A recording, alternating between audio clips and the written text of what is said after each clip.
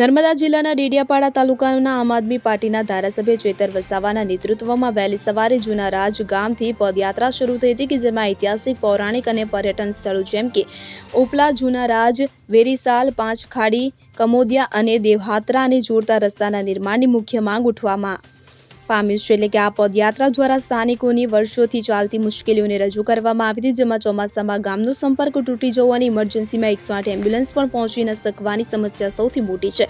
જુનારાજ જે કેન્દ્રીય સાંસદ મનસુખ વસાવાનું મૂળ ગામ છે અને ચૈતર વસાવાના મોસાળ પણ છે કે તેને જોડતો આ રસ્તો લાંબા સમયથી બગાડમાં પડેલો છે અને ચૈતર વસાવાએ પદયાત્રા દરમિયાન જણાવ્યું કે આ રસ્તો માત્ર પર્યટન માટે નહીં પણ જીવન રક્ષા માટે જરૂરી છે. ચોમાસામાં બીમાર પડે તો મદદ પહોંચે તેવી સુવિધા વિના ગામડાઓ અલગથી કેટલાક દિવસો માટે કેદ થઈ જાય છે. તેઓએ યાદ કરાવ્યું કે રસ્તાનું કામ ઘણા વર્ષો પહેલા મંજૂર થયું હતું અને ખાતમુહૂર્ત પણ પૂર્ણ થયું છે, પરંતુ વન વિભાગની મંજૂરીના વિવાદમાં અટકી પડ્યું છે. ગયા વર્ષે એક એજન્સીએ કામ શરૂ કર્યું હતું, પરંતુ વન વિભાગની મંજૂરી પર સવાલ ઉઠ્યા અને આરટીઆઈ અરજીઓ પછી કામ અટકાવી દેવામાં આવ્યું. જંગલ વિસ્તારમાં રસ્તા બનાવવા માટે વન વિભાગની મંજૂરી આવશ્યક હોવાથી આ વિવાદ કામને લટકાવી રહ્યો છે. પદયાત્રામાં સ્થાનિક આપ કાર્યકર્તાઓ, ગામડાના વાસીઓ અને પર્યટન ઉત્સાહીઓએ ભાગ લીધો, જેમાં બેનર્સ અને નારા દ્વારા સરકારને કામગીરી ફરી શરૂ કરવાની અપીલ કરવામાં આવી. આ પદયાત્રા દ્વારા વસાવા પરિવારના રાજકીય જોડાણને પણ રોશન કરવામાં આવ્યું, જેમાં સાંસદ મનસુખ વસાવાના ગામને આ કારણે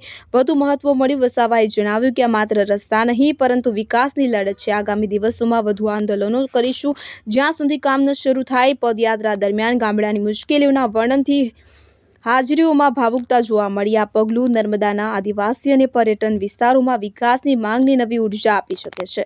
દીપક જગતાપ સાથે રાજપીપળા. હવે જુઓ દેશ દુનિયાની તમામ ખબરો તમારી આંગળીના ટેરવે. ઉઠાવો મોબાઈલ અને Google Play Store પરથી ડાઉનલોડ કરો અમારી CN24 ન્યૂઝ મોબાઈલ એપ.